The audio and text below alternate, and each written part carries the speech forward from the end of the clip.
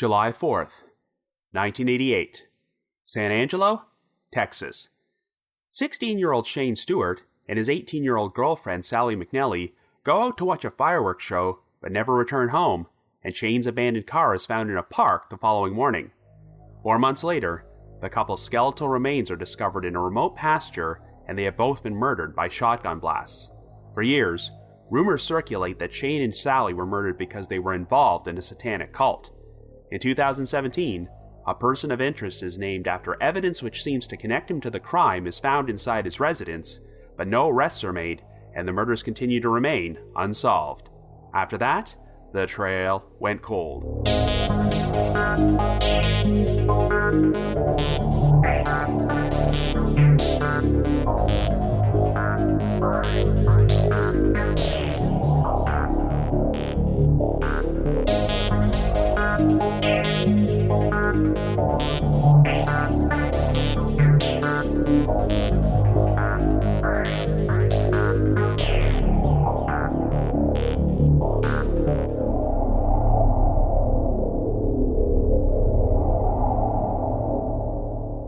Happy New Year, everyone, and welcome to our latest episode of The Trail Went Cold. I'm your host, Robin Warder, and we're going to start off 2022 with an episode about an unsolved mysteries case which I've been wanting to cover for a long time: the 1988 murders of Shane Stewart and Sally McNelly. Quite frankly, one of the main reasons I've waited so long to do an episode about this story is because I was hoping I wouldn't have to, as it seemed like this crime was on the verge of being solved 4.5 years ago. Shane Stewart and Sally McNelly were a young couple who went missing on Independence Day in 1988, before their skeletal remains were found in a remote area 4 months later. They were both murdered by shotgun blasts, and in the months prior to their deaths, it seemed apparent that Shane and Sally had gotten involved with a group of young people which may have put their lives in danger. During the earliest years of the investigation, the story was dominated by a phenomenon which popped up in a number of criminal cases during the 1980s and early 1990s: Satanic panic. Yes, it was rumored that this group that Shane and Sally had been hanging out with was a satanic cult, and the couple was killed because they were trying to escape and knew too much incriminating information about this cult's activities. Well, all these years later, the whole Satanism angle seems to be completely discounted, but there is still good reason to believe that this group may have played a role in Shane and Sally's murders.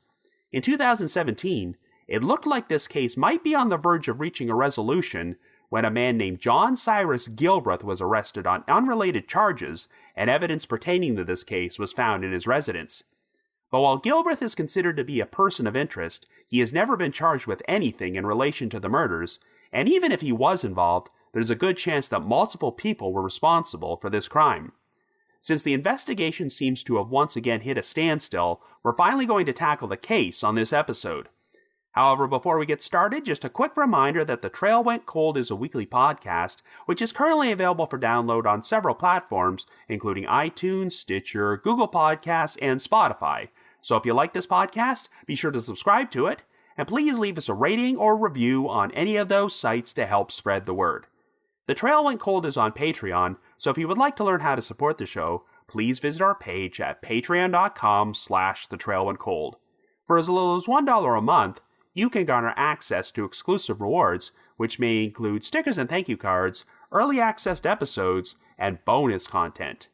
So with all that out of the way, let us now delve into the murders of Shane Stewart and Sally McNelly.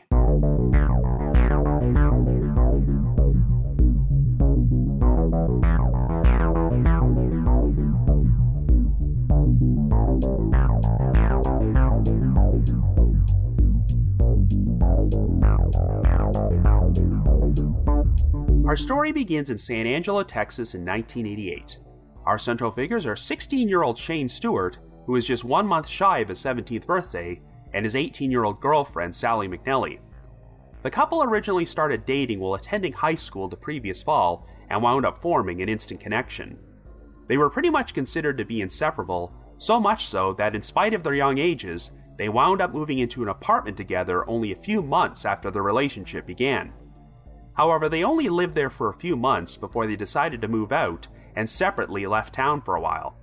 But by the time June rolled around, Shane and Sally both returned to San Angelo, and they each decided to move back in with their respective families.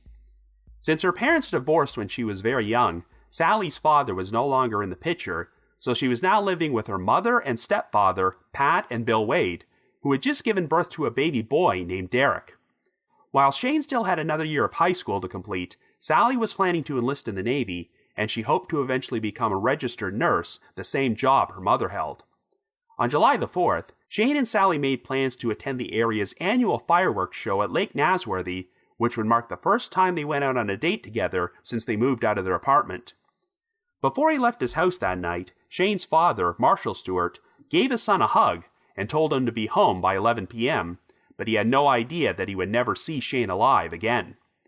Shane and Sally attended the fireworks show together, which took place at 9 o'clock, but neither of them returned home, and the following morning, a lake ranger would discover Shane's abandoned 1980 Chevrolet Camaro in Isabel Hart Park. This location was about 6 miles away from where the fireworks show took place, but the Camaro's keys were resting on the dashboard, the windows were rolled down, and fast food wrappers were on the front seat. Since Shane and Sally could not be found anywhere, the couple's families reported them missing to the Tom Green County Sheriff's Office. However, since there were no obvious signs of any struggle or foul play, the police were initially inclined to believe that Shane and Sally had simply ran away, possibly to get married. In fact, a note Sally had written was found inside the Camaro where she expressed unhappiness with her situation at home. Sally did have a contentious relationship with her mother Pat, as she became more rebellious as she got older and would often sneak out of the house. She also grew more resentful about her father not being a part of her life, and seemed to blame her mother for this, as Sally would always refer to her as Pat rather than Mum. In spite of this, Shane and Sally's families had a hard time believing that they had run away together. According to Shane's father Marshall, his son took great pride in his Camaro and would never have abandoned the unlocked vehicle with the keys still inside. Sometime after midnight on July the 5th, a lake ranger did confirm having seen Shane and Sally inside the Camaro in Isabel Hart Park near O.C. Fisher Lake, though this was an entirely different section of the park than where the vehicle was found.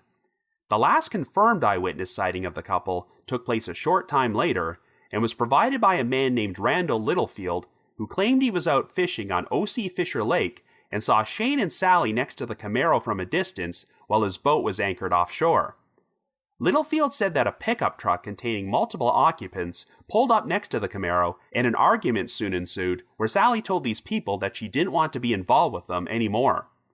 Littlefield just figured they were a bunch of kids partying and drinking, and did not believe the situation was serious, so he soon left in his boat. However, Littlefield's story caused concern for the couple's families, as in the months prior to their disappearances, they had gotten themselves mixed up with a group of young people who were involved in shady activities. According to Pat Wade, Sally was a person who always had a need for acceptance and tried very hard to please people, which is why she may have been susceptible to falling in with the wrong crowd. Since Sally had a habit of sneaking out of the house, Pat decided to wait up for her daughter in her bedroom one night. When Sally returned, Pat confronted her about where she had been, but Sally refused to tell her. Pat then decided to call up the parents of one of Sally's male friends to try and find out what was going on, and this person's mother told Pat that both he and Sally had become mixed up in worshiping Satan. She also said that a group of kids had been at her house one night and told her they had a quote-unquote demon in a bottle. During this time period, Tom Green County was rife with rumors about cult activity, as there were reportedly stories about ritualistic livestock killings taking place in neighboring counties, so it was feared that Shane and Sally might have gotten themselves involved with a satanic cult. Marshall Stewart claimed that after Sally introduced Shane to this group of people, his own behavior had started to drastically change. Shane found himself constantly getting into fights with other teenagers, and told his father about one fight he had with another member of this group, where Shane appeared to have the advantage until this guy's friends ganged up on him and threw him into a river. A friend of Sally's named Helen Williams would claim that Sally had regularly been attending parties held by this group, which contained satanic rituals involving black magic and the occult. One night, Sally decided to invite Helen to one of these parties, and Helen said she witnessed Sally participate in a group ritual in which she appeared to enter a trance, which frightened Helen enough that she decided to leave.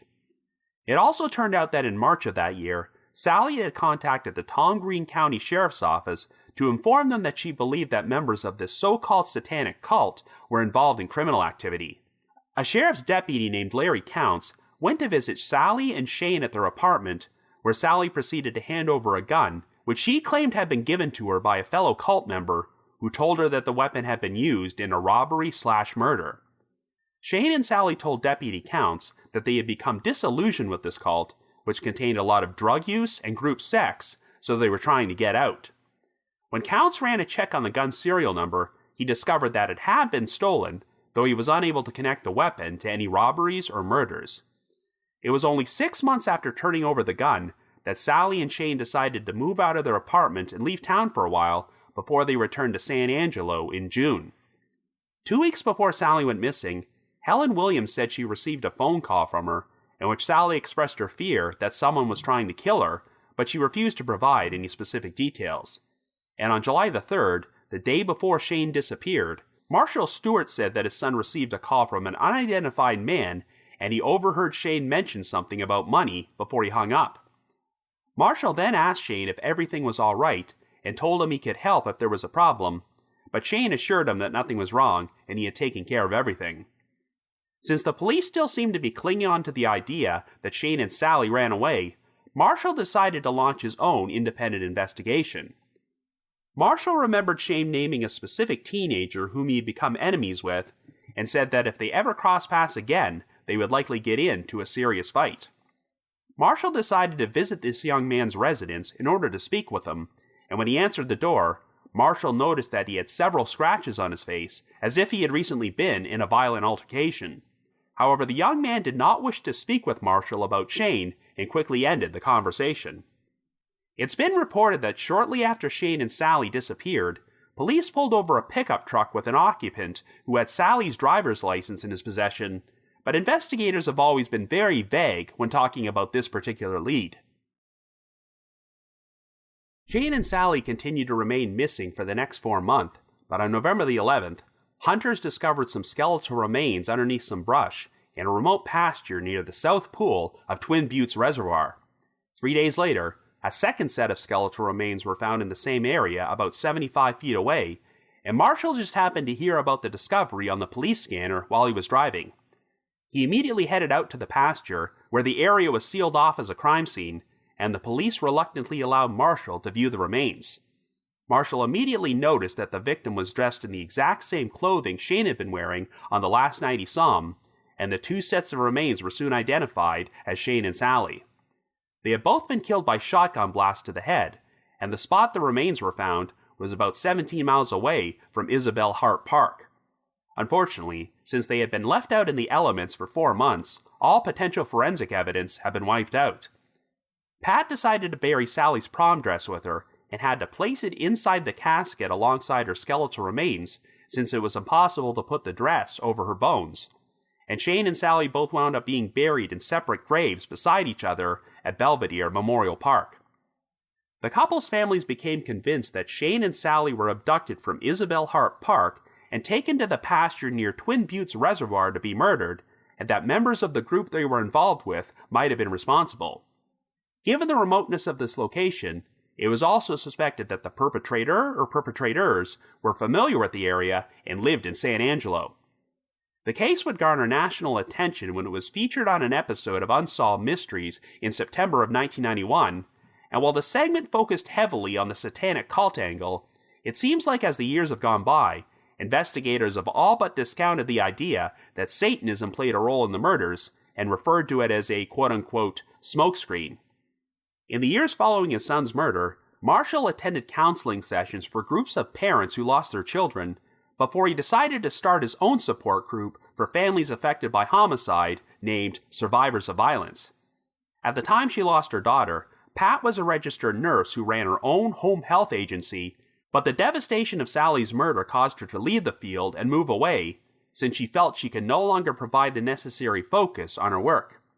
As for Sally's half-brother Derek, who was only a few months old when she was killed, he grew up to join the Texas National Guard and would be deployed to Iraq and Afghanistan. In 2014, the Tom Green County Sheriff's Office announced they were planning to exhume Shane's remains in order to obtain potential DNA evidence. 20 years earlier, DNA was recovered from a piece of evidence that had been found near Shane's Camaro, and while it was entered into the Combined DNA Index System, aka CODIS, it failed to turn up a match. Investigators also announced that they had a person of interest in the case whom they had recently located in a foreign country, though this person's name has never been released publicly. On June the 12th, 2017, a major development took place when a deputy from the Tom Green County Sheriff's Office pulled over a 47-year-old San Angelo resident named John Cyrus Gilbreth for a traffic violation. When the deputy smelled marijuana, he performed a search of Gilbreth's vehicle and uncovered half a pound of marijuana, a camouflage protective vest with body armor, a loaded .38 caliber handgun with ammunition, and other drug paraphernalia. Gilbreth had an extensive arrest record dating all the way back to 1989 and had spent time in prison for crimes related to drugs and theft. He wound up being arrested and charged with possession of marijuana, unlawful possession of a firearm by a felon, and unlawful possession of metal or body armor by a felon. At the time he was pulled over, Gilbreth had a female passenger in his vehicle who told police that they had been driving to Austin to pick up drugs for distribution in San Angelo, and she said that Gilbreth had other additional drug-related evidence, including ledgers and scales, inside his home. This gave the sheriff's office grounds to obtain a warrant to search Gilbreth's residence, but they were surprised to discover a number of items there which were connected to the murders of Shane Stewart and Sally McNelly. These included handwritten notes, ledgers, and documents which contained personal writings which were, quote-unquote, specific to the criminal offense of murder and contained Shane and Sally's names. The authorities also found 3 audio tapes with the initials SS written on them, and what they described as, quote-unquote, biological material, including a lock of hair, a fingernail, and possible traces of blood. While Gilbreth's name had never been publicly mentioned in connection to this case before, investigators did confirm that he was looked at as a potential suspect from the very beginning, since he was a member of the group which Shane and Sally had been involved with. Gilbreth was eventually convicted on the marijuana and firearm possession charges and sentenced to serve time in a federal prison. While they currently lack the evidence to charge Gilbreth with anything involving Shane and Sally's murders, investigators do consider him to be a person of interest in the case.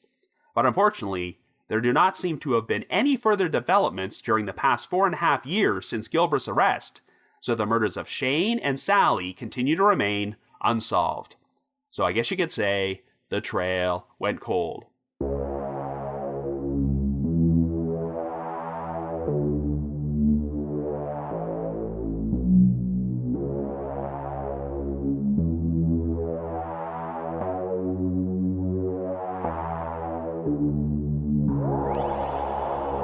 So like I mentioned in the intro, this is an unsolved mysteries case which I have been holding off on covering on the podcast because I felt it was going to be solved any day now. I mean, when they announced that suspicious writings, a lock of hair, and a literal fingernail were found inside John Cyrus Gilbreth's residence, I figured it was only a matter of time until forensic testing linked this evidence to Shane and Sally's murders, and Gilbreth would be charged with the crime. But since 4.5 years have passed, and this has never come to fruition, I can only assume that the evidence they have is just not strong enough to conclusively prove that Gilbreth was responsible for this crime.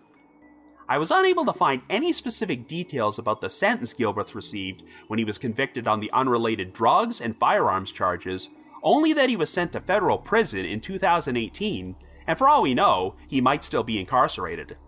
However, even if Gilbreth was complicit in the murders of Shane and Sally, that wouldn't necessarily close the books on this case, as there is a good chance that multiple people were involved in the crime, and the other responsible parties are still walking free today. Now, I'm sure it's not going to come as much surprise for you to hear me say that I don't personally put much stock into the Satanic cult angle, which dominated the case during its initial years, and it sounds like the authorities have all but dismissed it today. As I'm sure you know, Satanic panic was very prevalent during this time period, and this is hardly the only case from Unsolved Mysteries which greatly sensationalized this whole angle and tried to paint a satanic cult as potentially being responsible for someone's death. One of the show's earliest featured cases, which I also covered on The Trail Went Cold, was the 1984 death of 17-year-old Kurt McFall, whose body was discovered on a remote beach in San Francisco after an apparent fall from a cliff. While the authorities were inclined to believe that Kurt's death was an accident, his father seemed certain that Kurt was murdered by a satanic cult he had become involved with. Well, needless to say, some of the attitudes presented in this segment have not aged well, as Kurt was heavily involved in Dungeons & Dragons, and of course back in the 1980s, many people believed that D&D and fantasy role-playing games automatically equaled Satanism. Kurt did join some groups which studied paganism and did such activities as reliving medieval customs, but by today's standards, these groups come across as pretty harmless, and the idea of him being involved in a satanic cult seems pretty ridiculous and wildly overblown. But the key difference between Kurt McFall's case and this particular story is that while Kurt's death was likely nothing more than a tragic accident, Shane Stewart and Sally McNelly were most definitely the victims of foul play, and while Satanism and the occult may not have actually played any role in their deaths, it does seem like the couple had gotten themselves involved in something dangerous. One aspect of this case that really stands out are Marshall Stewart and Pat Wade, who have both been amazing advocates for their children, even though their losses have completely devastated them. I've mentioned numerous times on this podcast that during the earliest seasons of Unsolved Mysteries, it wasn't uncommon for the real people to these stories to play themselves in the reenactments, even though it often meant they would have to relive some of the worst moments of their lives. Believe it or not, Marshall and Pat both played themselves during the Unsolved Mysteries segment and did remarkably good jobs, considering they were not professional actors. They each appear in scenes in which they exchange dialogue with actors portraying their murdered children, and I'm sure this must have been a surreal and difficult situation for them. Marshall also appears in a reenactment where he shows up at the murder scene and speaks to the police about viewing his son's skeletal remains, which has to be one of his most painful memories. In 2013, Marshall and Pat each agreed to film videos of themselves which would be posted on YouTube to commemorate the 25th anniversary of the crime, and they're incredibly heartbreaking to watch. Marshall and Pat become very emotional as they both believe that losing a child is the worst thing a human being could possibly experience, and it still tears them apart after all these years. Marshall said that he kept Shane's Camaro around for a long time before he finally decided to give it up, since it was too much of a painful reminder of his son. You can tell that Marshall is a very religious man who strongly believes in his faith, and he says that he has forgiven those who were responsible for killing his son, but he still wants them to come forward and tell the full truth in order to make things right with God. Marshall also states that if there's one good thing which came from this horrible tragedy, is that it inspired him to start his own support group, Survivors of Violence, which has helped a number of other families who've experienced the same thing. Marshall and Pat both have incredible resiliency, but I'm sure they also deal with the frustration of having their own ideas of who they believe was responsible for murdering their children, yet there is just not enough evidence to make an arrest. It would be one thing if Shane and Sally were the victims of some random serial killer who was just passing through the area, but it seems likely that they were acquainted with their murderer or murderers, and these individuals just continue to go on living their lives in San Angelo. For all we know, they could still be living in the area today, and this could be one of the reasons why Pat and her family ultimately decided to move away years later.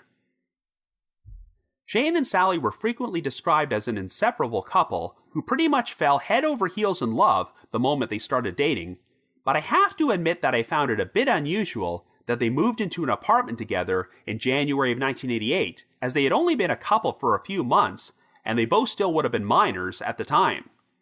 This may have had something to do with Sally's contentious relationship with her mother, as Pat said she was very young when she had Sally, and while they were almost like sisters when Sally was a child, she grew a lot more rebellious as she got older.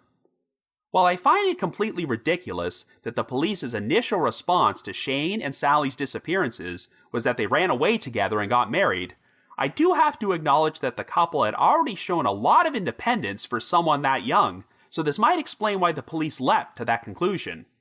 It's also odd that when they moved out of their apartment during the spring, Shane and Sally each left San Angelo and lived separately in different locations for a couple weeks before they returned and moved back in with their families. This also took place in the middle of the school year, which is an unusual time to leave town for a while. The reasoning for why Shane and Sally decided to do this is pretty murky, but the implication seems to be that they might have wanted to get away and lay low, in order to distance themselves from this so-called satanic cult they were involved with. So yes, while the Satanism aspect is probably overblown, it sounds like this group may have been involved in something which put the couple's lives in danger. Unlike some other cases containing satanic panic, we do have one eyewitness, Sally's friend Helen Williams, who claimed that she personally witnessed Sally participate in some sort of ritual while attending a party with these people. I'm not saying that Helen made up this story, as I do think it's possible that this group did have an interest in the occult and black magic, but even if Helen did witness this so-called ritual, she might have greatly exaggerated its significance because it was not the primary motive for these murders. I mean, we have this story that Pat heard from the mother of one of Sally's friends about how these kids supposedly had a quote-unquote demon in a bottle, which is kind of amusing, because when you do a Google search on that phrase, the top match will be the title of an Iron Man comic book series from 1979 about Tony Stark's battle with alcoholism.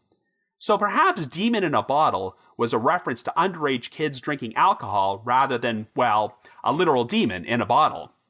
Instead of being a cult, this group may have been a bunch of individuals who were involved in criminal activity, and Shane and Sally both found themselves at risk because they knew too much or got in way over their heads.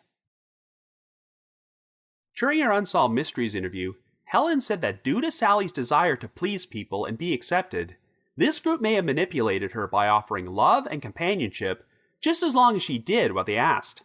But remember, Sally did take the initiative to contact the Tom Green County Sheriff's Office and turn over a stolen gun that one of these group members had supposedly used in a robbery/murder, and I don't think it's a coincidence that she and Shane moved out of their apartment and left town for a while a short time later.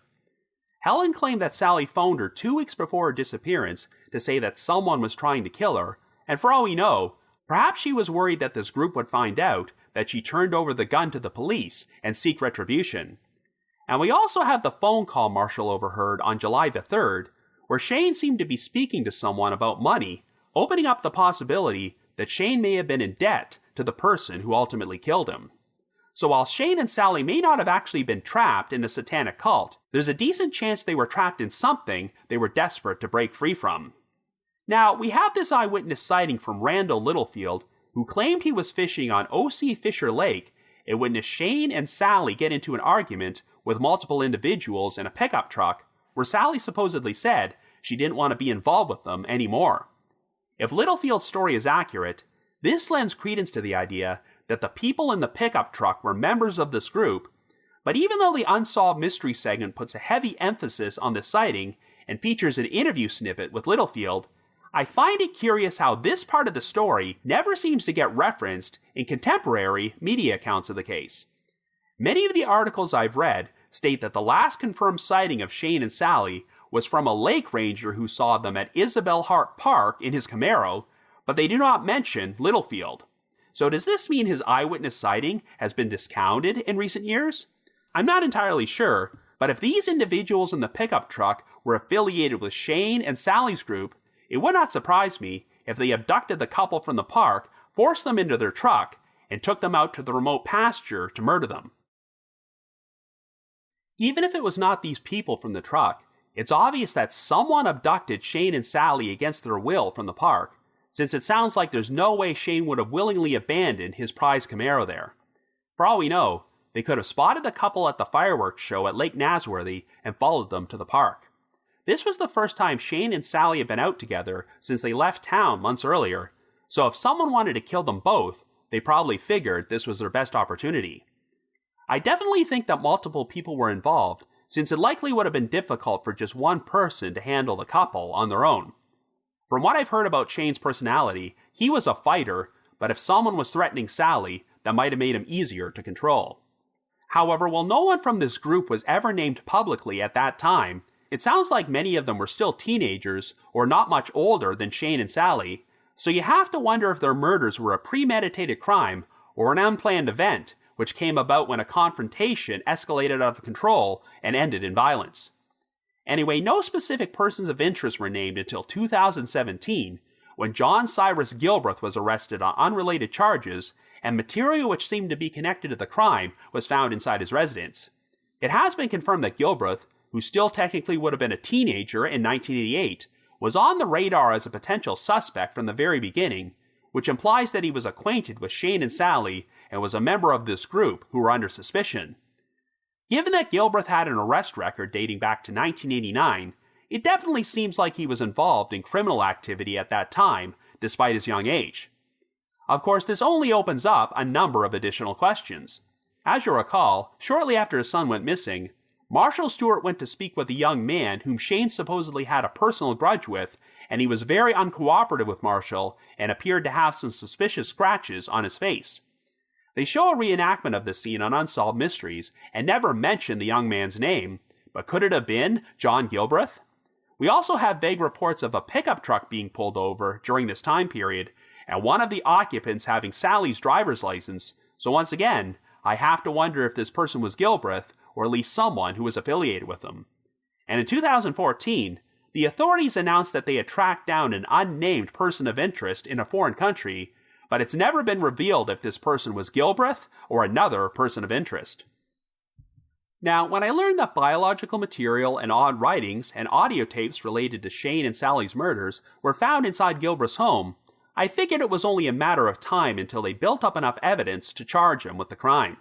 Or alternatively, if Gilbreth did not commit this crime alone, he may have been compelled to cut a deal and share information about the other responsible parties in order to help himself with the other drugs and firearms charges he was facing. However, since Gilbreth wound up going to federal prison on these charges, it seems unlikely that he ever said anything. The fact that Gilbreth had a lock of hair and a fingernail, as well as possible traces of blood in his residence, is pretty creepy, and if DNA testing had linked any of this evidence to the victims, that would have been pretty damning. The authorities have not released any specific details about the contents of Gilbreth's writings or audio tapes, only that they make reference to the crime, so I'm not sure if there's anything in there to suggest he might have had inside knowledge of what happened. Investigators were also able to recover DNA from evidence found near the Camaro and have exhumed Shane's body in order to obtain additional DNA samples, but I can only assume that none of this DNA has been matched to Gilbreth, which is why this crime is still unsolved all these years later. But again, even if investigators were able to build up a strong enough case against Gilbreth to charge him with the murders, the buck may not stop with him, since there's good reason to believe that multiple perpetrators were responsible for this crime. Other than Gilbreth, no one else has ever been publicly identified or named as a suspect or person of interest, though it would not surprise me if the authorities or Shane and Sally's families have their own ideas about who was involved. If the perpetrators were very young, then it's possible that they just went on living their lives following this horrific act and still reside in the San Angelo area today. There might also be other people who had no direct involvement in the crime that have information or knowledge which could break the investigation wide open if they were willing to come forward. If there are still people remaining silent after all these years, they really need to go on YouTube and seek out the videos which Marshall Stewart and Pat Wade posted in 2013, as I don't know how anyone with a conscience could watch their emotional breakdowns and keep allowing this case to remain unsolved for 3 decades. Overall, while we may think that the satanic cult aspect of this case was ridiculously overblown, that doesn't change the fact that 2 young people still had their lives stolen away from them in an extremely brutal fashion, and they deserve justice.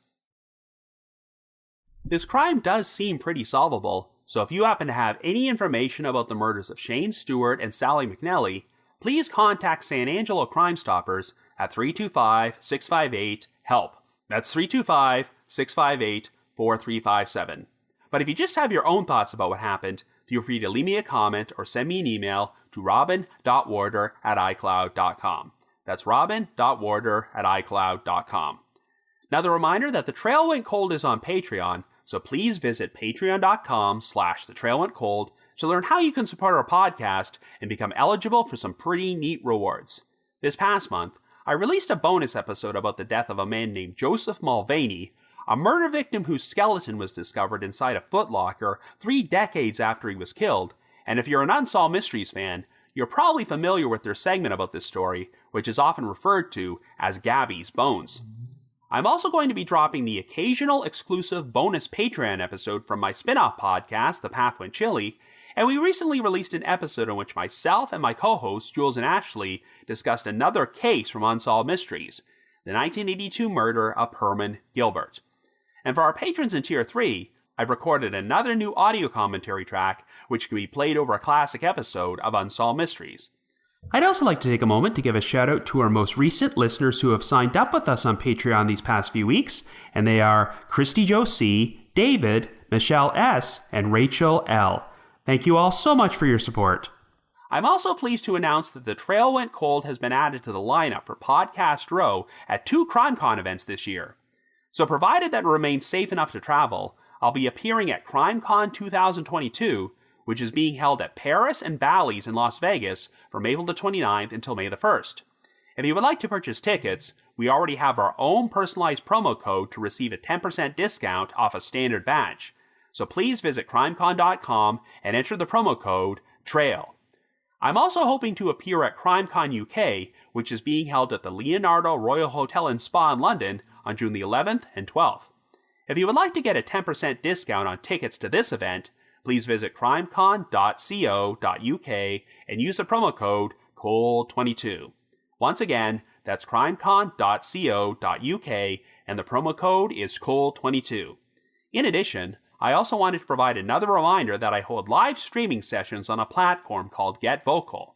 Every Thursday night from 7 until 8 p.m. Eastern Time, I host what is essentially an after show for each week's podcast episode, where I have an interactive discussion about the featured case from said episode and answer questions and address comments from listeners. I always include a link to these sessions in our show notes, so be sure to check there for more information or visit getvocal.com. That's GETVOKL.com. I just wanted to give another shout out to my supporters at the Unsolved Mysteries message board at the Sitcoms Online forum and the Unresolved Mysteries subreddit. I need to provide a big thanks to McGill Foote, who edits and assembles this podcast together for me, and Vince Nitro, who composes the eerie music you hear on every episode. If you haven't already, you can like us on Facebook, follow us on Twitter, or leave us a rating or review on Apple Podcasts, Stitcher, Google Podcasts, or Spotify. So have yourself a good week and join us next Wednesday for another brand new episode of The Trail Went Cold.